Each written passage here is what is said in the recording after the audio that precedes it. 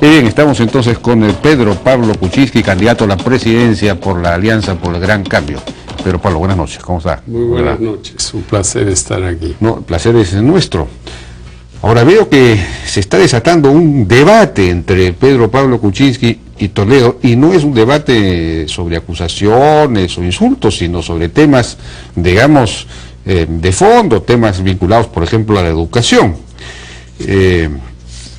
Bueno, comencemos con esta respuesta que acabamos de escuchar que le ha dado Alejandro Toledo. Él dice, no sé si el exministro de Economía Kuczynski sabe de educación, porque se ha dicho que el aumento no fue de 100%, sino de 75% durante el gobierno de Alejandro Toledo, ¿no? Él dice que en promedio los maestros en 2001 tenían un sueldo de 500 y 550 soles. Hoy los maestros ganan un promedio entre 1.000 y 1.200 soles mensuales. Si tienen alguna duda, pregúntenle a los maestros. Yo creo que cifras van, cifras vienen, pero hay que decir la verdad. El sueldo promedio era 600 soles en 2001 y terminó en 1.050. Y cualquiera saca su calculadora y va a ver que es 75%. Unos maestros, sobre todo los que estaban en lugares más lejanos, recibieron más y sí recibieron un 100%, pero el promedio fue 75%. Y aquí, en la memoria del gobierno de Toledo, dice 80%. Bueno, entonces, no fue 100, ¿ya? Aclaremos eso. ¿Qué importa? ¿Qué importa? Claro que si soy un maestro, me importa ese 20%. Entonces, vayamos al 20% del presupuesto de educación. Él dice que va a subir el presupuesto, efectivamente, a 20% del presupuesto. Yo creo que debe subir, pero ya está en 20%. Ah, ya está en 20%. Es el 16 que él dice, que es correcto, más las pensiones de los maestros, que son 5%. En realidad estamos en 21%. Entonces decir que vamos a 20 es bajar. ¿Ya? Entonces, no entremos en una disputa, pero yo creo que estas cosas en el fondo son mentiras. Son mentiras porque si bien sí se le aumentó a los maestros, la calidad de la educación en el Perú sigue siendo mala. Se ha hecho un gran esfuerzo. Hay una columna de Richard Webb, el economista, que fue presidente del Banco Central en esos años, del 2005, que dice que se han perdido al 2005 4 años porque no se hicieron reformas básicas. Y eso es el tema fundamental. No es si gasto un centavo más o un porcentaje más, es 20% del presupuesto. La meta del Acuerdo Nacional es 6% del producto, que es otra cosa, y estamos en 3%. Con las pensiones estamos en 4%. A mí el doctor Trachtenberg, un gran experto en educación, me dijo, oye, tú dices que es 4%, es solo 3%. El otro punto son las pensiones, las jubilaciones, estamos en 4%, pero estamos muy lejos de 6%, y con 20% del presupuesto tampoco vamos a llegar a 6%. Entonces, el tema fundamental que hay que debatir es cómo vamos a mejorar la calidad. Ese es el tema. Y este gobierno ha hecho un esfuerzo en ese sentido, ha hecho un esfuerzo que no es popular con todos los maestros. Se llama la carrera magisterial, la ley de carrera magisterial, pero ahí hay aumentos muy importantes para los que pasan la valla, pasan el examen. Claro. Pero yo creo que eso es lo que tenemos que debatir. Hay que poner más colegios, más aulas, más libros, educación técnica, que es una cosa de la cual hablamos mucho. Yo de repente no sé nada de educación. Yo no tengo un doctorado en educación como lo tiene Alejandro Toledo. Pero yo no he sido profesor de la Meche Arauz. Él dice que ha sido profesor de la Meche Arauz, de repente lo ha sido, no lo sé. No, ella dijo que no. Yo he sido profesor de la Universidad Católica del Perú. ¿Ya? Eso es lo único que he sido, en economía. Y mis alumnos, algunos han sido brillantes, pero otros no. Digamos, gran oferta electoral de Alejandro Toledo, que le ha permitido además, a mi juicio, junto con otras ofertas que ha hecho de esa misma naturaleza, adelantarse en las encuestas, ha sido esto de aumentar al doble el sueldo de los maestros. Dice que eso es lo que él va a hacer porque ya lo hizo en su primer gobierno. Dice que usted está demostrando que no lo hizo exactamente, pero eso es lo que está ofreciendo. ¿Te le parece correcta esa propuesta, considerando que ahora hay una carrera? Son propuestas electoreras, promesas y más promesas. Yo creo que no hay que prometer cosas que no se van a cumplir. Por ejemplo, vamos a aumentarle, sea presidente Toledo, Castañeda, Keiko, Humala o el que habla, vamos a aumentarle a los profesores, sobre todo a los policías que están bien mal pagados, a los militares, a los médicos, a las enfermeras. Todos vamos a hacer eso. La pregunta es, ¿cuál es el plan? ¿Cómo se va a financiar eso? Y nadie habla de eso. Aquí sí hablamos de eso. Decimos, vamos a bajar el IGB. Entonces dicen, oye, este Pedro Pablo está loco. ¿Cómo va a pagar si va a bajar el IGB? Lo que pasa es que vamos a incorporar mucho más gente a los contribuyentes que están estancados en 3 millones. Vamos a facilitar que los pequeños empresarios se incorporen a la formalización. Vamos a tener más contribuyentes, más recaudación. Vamos a hacer una reducción gradual del IGB y también del impuesto a la renta de las empresas, sobre todo las pequeñas. Entonces, todo esto está bien explicado, ¿no? Pero lo que no podemos hacer es decir, vamos a duplicar aquí, duplicar allá, duplicar en otro sitio, y en el siguiente párrafo decimos, va a bajar los precios, van a bajar los precios. Todos sabemos que si papá Estado gasta y gasta y gasta, hay inflación. Entonces, es un mensaje que a mí me parece contradictorio. Yo ciertamente no avalaría ese mensaje. Yo lo que digo es, tengamos un plan, incorporemos más gente a la economía formal, recaudemos más, facilitemos la formalización reduciendo los impuestos moderadamente, y de esa manera vamos a poder pagar las cosas y no van a subir los precios, ¿no? Eso es el mensaje. Bueno, ese es el otro, digamos, la otra promesa que de alguna manera está haciendo Alejandro Toledo. Dice que en su gobierno no subirán los precios de los alimentos y que en su gobierno eran menores que ahora. Bueno, claro, en el mundo, ¿qué ha pasado? Bush promovió el maíz para el etanol, subió el maíz, subió el pollo. El maíz que se compra en el Perú y en la Argentina, un poquito del propio Perú o de Estados Unidos. El maíz subió. Ahora, con el cambio climático, inundaciones aquí y allá, menos trigo, subió el trigo. Entonces, sí yo creo que en el mundo hay un problema inflacionario, pero el señor Toledo, él con un dedo va a tapar el sol de lo que pasa en el mundo, vamos, ¿no? Hemos tenido una experiencia hace 20 años donde se trató de controlar los precios. Eso es lo que hace Chávez en Venezuela ahora. ¿Y qué pasa? Aumenta la escasez y suben los precios. Entonces, si queremos no tener inflación, tenemos que tener políticas razonables. Y claro, vamos a sufrir algunos chascos, sin duda, pero no hay que mentirle a la gente y decirle, oiga, usted va a pagar menos por 5 huevos, ¿no? O 7 panes. Eso no es verdad, pues, simplemente no es verdad.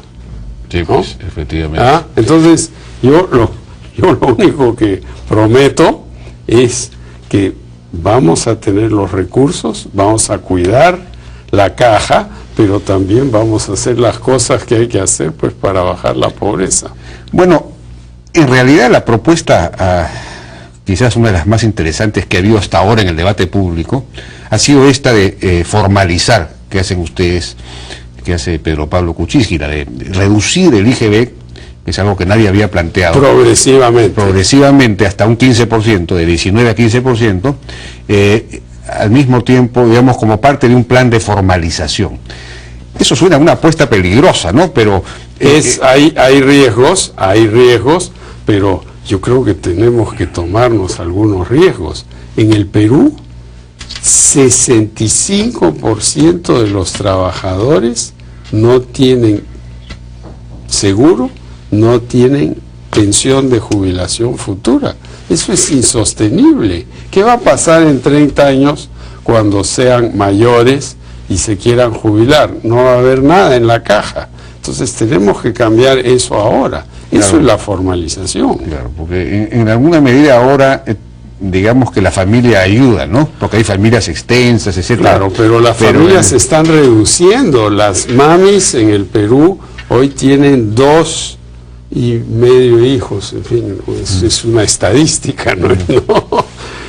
Y eso es lo que está pasando. Cada día se reduce la familia y entonces el papacito ya no hay quien lo cuide y lo mandan al asilo, ¿no? Yo he tenido un amigo que murió el otro día en el asilo, en La Oroya, y fui al entierro en un lugar completamente apartado, no fue un entierro político, ¿no? Pero eso es lo que va a pasar. Entonces, yo creo que tenemos que planear para el futuro. Bueno, con ese tema vamos a regresar después de una pausa. La verdadera diversión está fuera del camino. Ahora Ridgeline viene con una cuatrimoto gratis. Ridgeline, Honda, the power of dreams.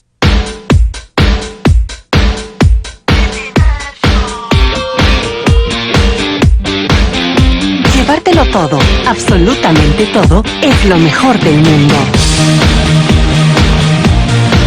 Comenzó la liquidación de calidad. 2x1 en shorts, polos y capris. Me fascina Ripley. Creemos en el mar, que se rompe en el desierto. En la selva que le gana al asfalto. En el cielo que abraza la montaña. Creemos en el Perú y en su mejor cosecha. En el peruano que levanta el sol. En el que le dice al día todavía no. Creemos en los mitos que tejen leyendas.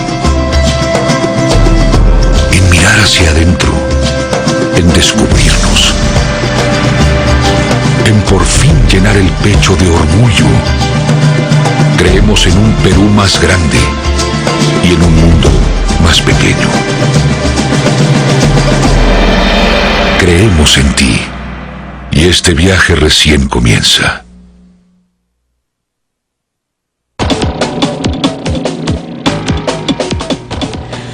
Seguimos conversando con el candidato a la presidencia, Pedro Pablo Kuczynski, por la Alianza por el Gran Cambio.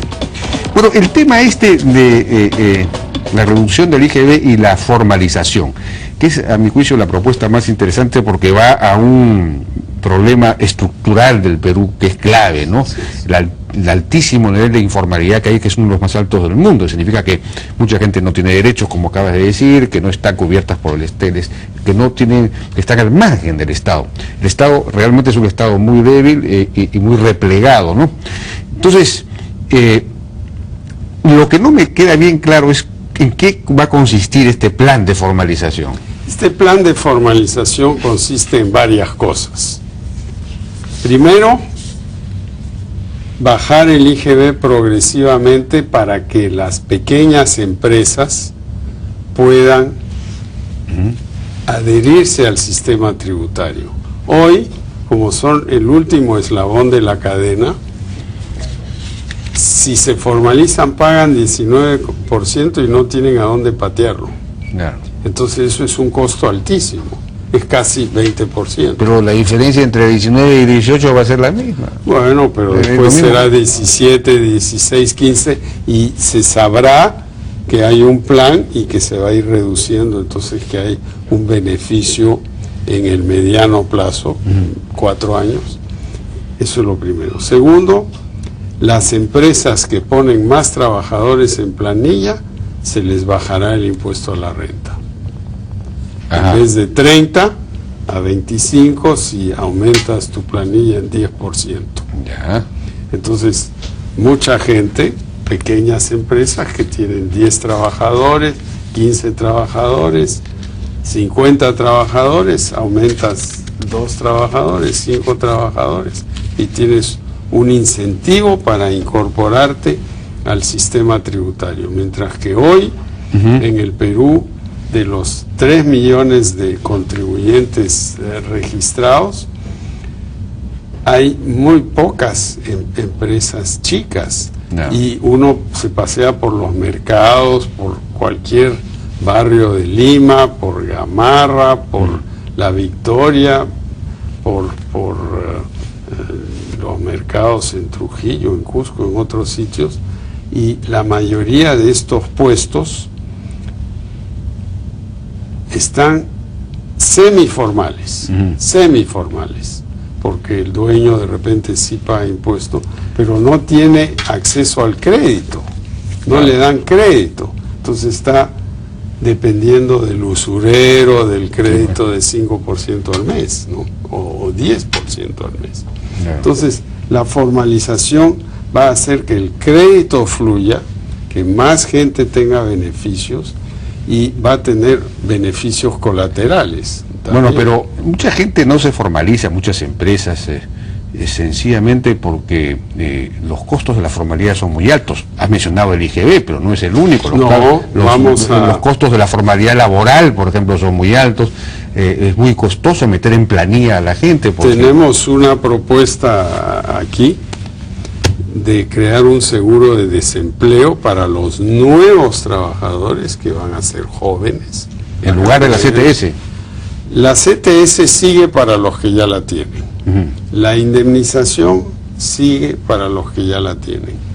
Pero el seguro de desempleo, que es para los nuevos, en lugar de estas dos cosas. En lugar de estas dos cosas, los que ya las tienen, las mantienen. Los nuevos tienen otro sistema. Y ese es un sistema que les va a dar alguna seguridad en caso de que estén desempleados. Y eso cuesta 3% de la planilla. Los estudios se hicieron en el MEF hace 5 años. O sea, existe eso. Y ha funcionado en el sector agrario, pero tenemos pues que ampliar el abanico, ¿no? Eso es una parte muy importante de esto. Ahora, hay otros temas que me llamaron la atención en el plan plan Perú ahora o nunca. Aquí está la nueva versión que te la regalo. Ah, sí, hay una dice nueva lo versión. mismo, dice lo Entonces, mismo. Dice lo mismo, tiene las fotos del sancochado atrás. Bueno, puedes ver como sancochado. Cuando se habla no solo de mejorar la educación y reducir los impuestos, sino alentar nuevas actividades comunicacionales e industriales como lo han hecho países tan variados como Brasil y Costa Rica. ¿A qué se refiere? No, eso se refiere a la planta de Intel en Costa Rica, que es una de las plantas más sofisticadas en el mundo. Se refiere a los centros de llamadas que yo fui uno de los que firmó el decreto para crear esas empresas que hoy emplean a 30.000 personas en el Perú. O sea, es promover la tecnologización de nuestra economía. Intel emplea creo que 4 o 5.000 personas en un país pequeño como Costa Rica y produce pues los instrumentos más sofisticados para las computadoras, ¿no? Y tenemos que hacer lo mismo, nada nos impide hacer eso aquí. Lo que pasa es que hay demasiadas restricciones. Tenemos que abrir este mercado a la tecnología. Estamos atrasados en tecnología. Sumamente. Ahora, respecto de la función pública, de la administración pública, todo lo que tiene que ver con reforma del Estado acá, se dice que tiene que haber una carrera bien definida para los funcionarios, una carrera pública, entrada por examen, estudios obligados de posgrado para los altos puestos en una Escuela Nacional de Administración Pública, paso obligado por provincias. ¿Cómo es eso? Eso es fundamental. Esto es la idea que se implementó en Francia después de la guerra, y todos los altos funcionarios, los llamados inspectores de finanzas, tienen que pasar por provincias, tienen que conocer un lugar que no sea París. Trasladando esto al Perú, tienen que conocer un lugar que no sea Lima.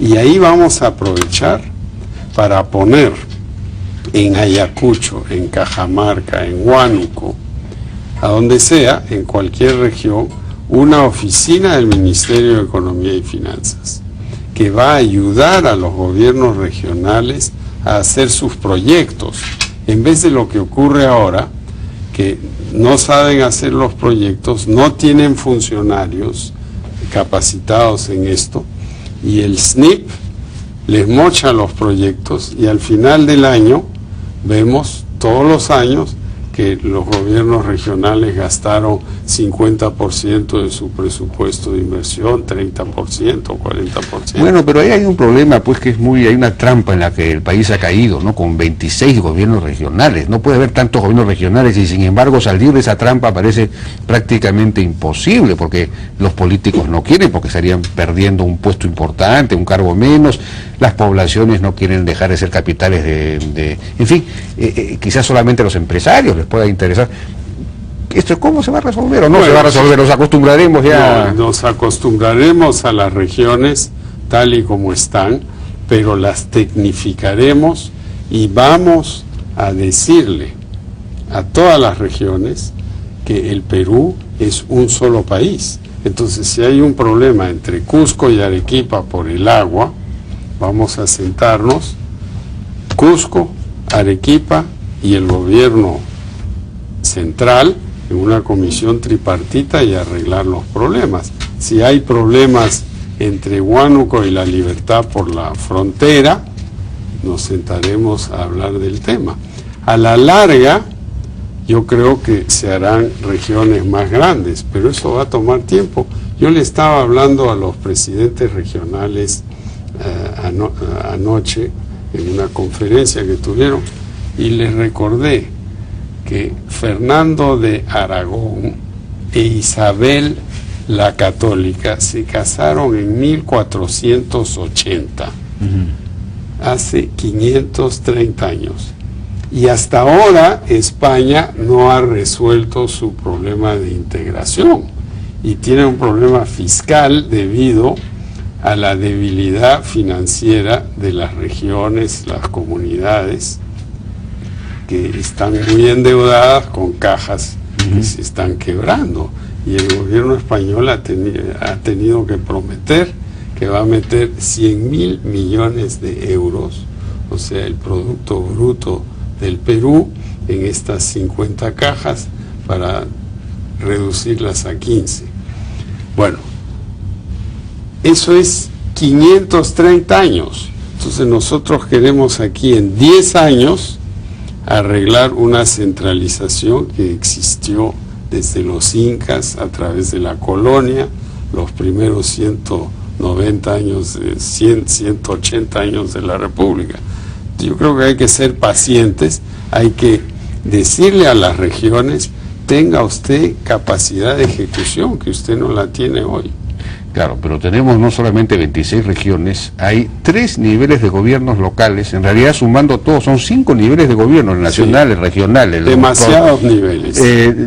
Provincial, distrital, y hay municipalidades de centros poblados, que son más de 2.300. Claro. Entonces esta multiplicación de las burocracias, la superposición de las funciones, porque todos hacen más o menos lo mismo, es una cosa que puede ser fiscalmente a la larga inmanejable en el momento en que el precio de los commodities baje. Hay que ir simplificando, yo estoy totalmente de acuerdo.